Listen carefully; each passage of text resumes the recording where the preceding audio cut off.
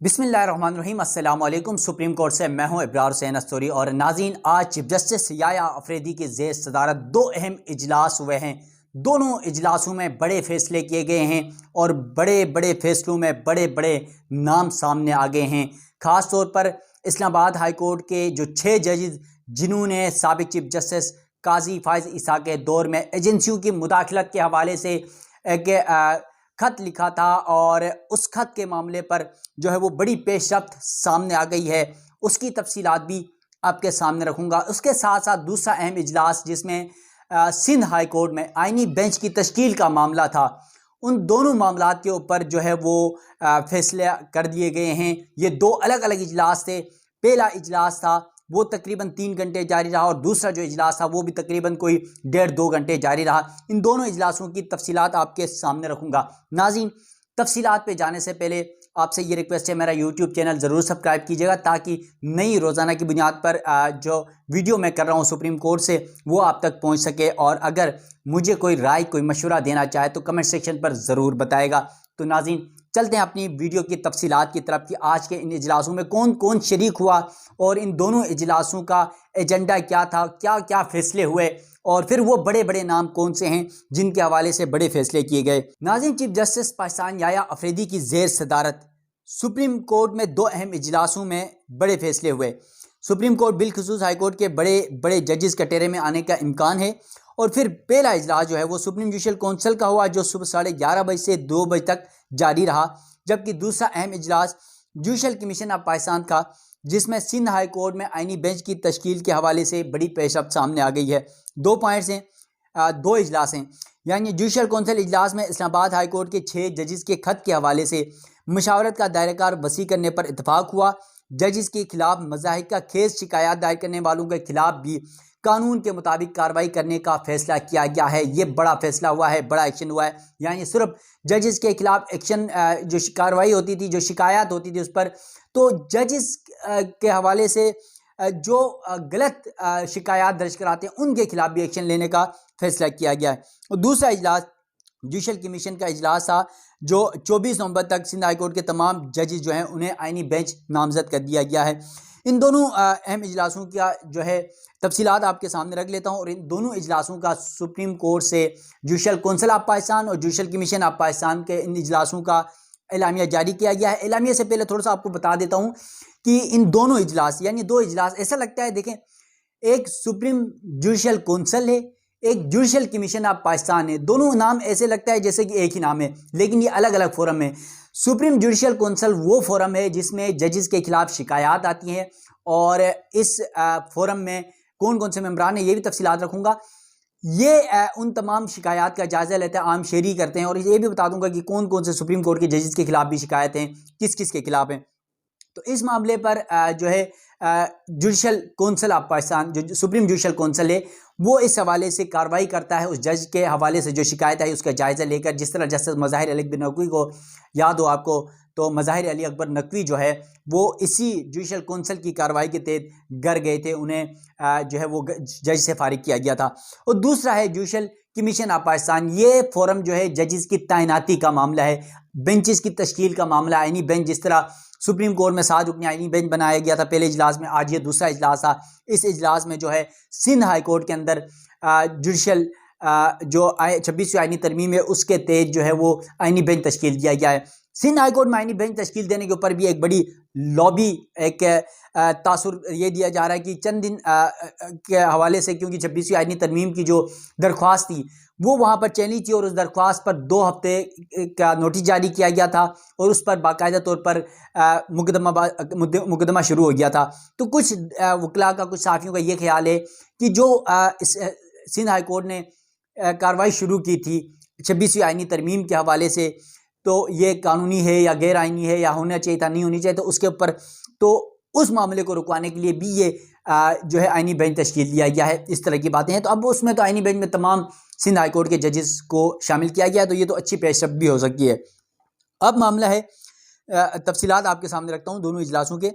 Supreme court में chief justice Pakistan याया अफरीदी की ज़ेर सदारत सुप्रीम जुडिशल काउंसिल इजलास का एलामिया जारी कर दिया गया। इस इजलास के एलामिया के मुताबिक जस्टिस मंसूर अली शाह यानी चीफ जस्टिस सदारत कर रहे थे, justice Munib Akhtar, chief justice Islamabad high court justice Aamir Farooq, chief justice Balochistan high court justice Hashim Kakar ने इजलास में शिरकत की। यानी जुडिशल जो कौंसल है उसके मेंबरान 5 होते हैं, यानी चीफ जस्टिस और सुप्रीम कोर्ट के 2 सीनियर जजेस और 5 हाई कोर्ट में से 2 जो सीनियर चीफ जस्टिस साहिबान होते हैं। इस्लामाबाद हाई कोर्ट के आमिर फारूक हैं, इस वक्त सीनियरिटी में तमाम हाई कोर्ट्स के चीफ जस्टिस में से। दूसरे नंबर पर हाशिम काकड़ साहब हैं बलूचिस्तान हाई कोर्ट के। तो ये दोनों भी इस जो है कौंसल के मेंबर थे। तो ये 5 रुकनी कौंसल मेंबर ने आज इजलास किया। इजलास के दौरान सुप्रीम जुडिशल कौंसल के सेक्रेटरीट के क़याम और रूल्स पर बहस की गई। उसके अलावा आर्टिकल 209(8) के तहत जजेस के कोड ऑफ कंडक्ट में भी तरमीम का जायज़ा लिया गया। एलामिया के मुताबिक इजलास में इस्लामाबाद हाई कोर्ट के 6 जजेस के खत पर तबादला ख्याल किया गया और 6 जजेस के खत के हवाले से मुशावरत का दायराकार वसी करने पर भी इत्तफाक किया गया। इस्लामाबाद हाई कोर्ट के 6 जजेस के खत का मामला आइंदा इजलास में दोबारा उठाने का फैसला भी किया गया है। इसके अलावा इजलास में इस्लामाबाद हाई कोर्ट के 6 जजेस के खत पर कोड ऑफ कंडक्ट पर गौर किया गया।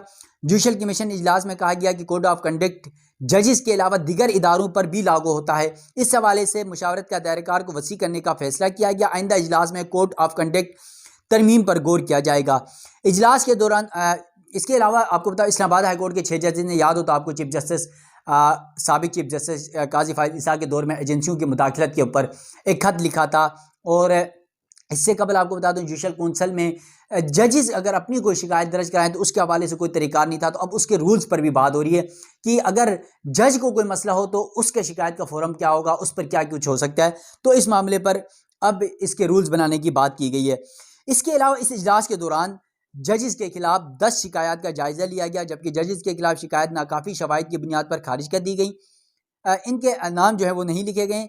जजेस के खिलाफ मज़ाइक केस शिकायत दायर करने वालों के खिलाफ कानून के मुताबिक कार्रवाई का फैसला किया गया।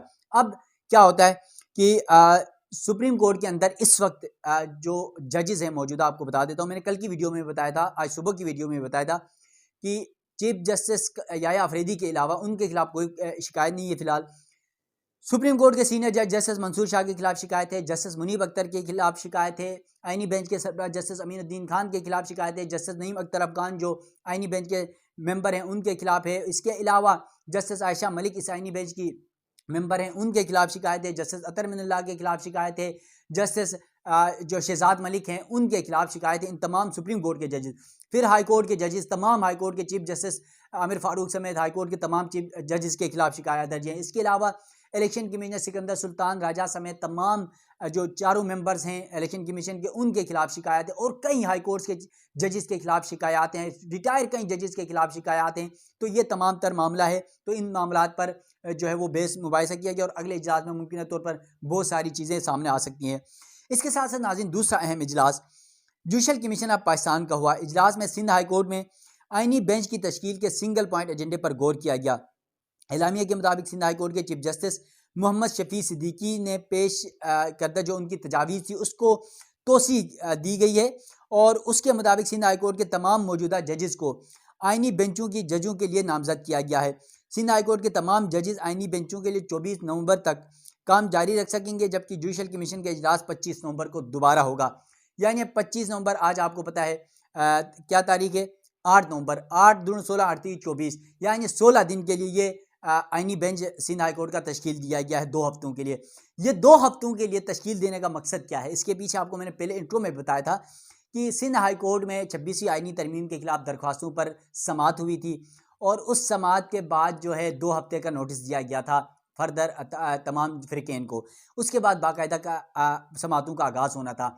अब आईनी बेंच तश्कील देने के बाद वो मामला वहाँ पर रुक जाएगा और मामला आईनी बेंचों की तरफ चला जाएगा।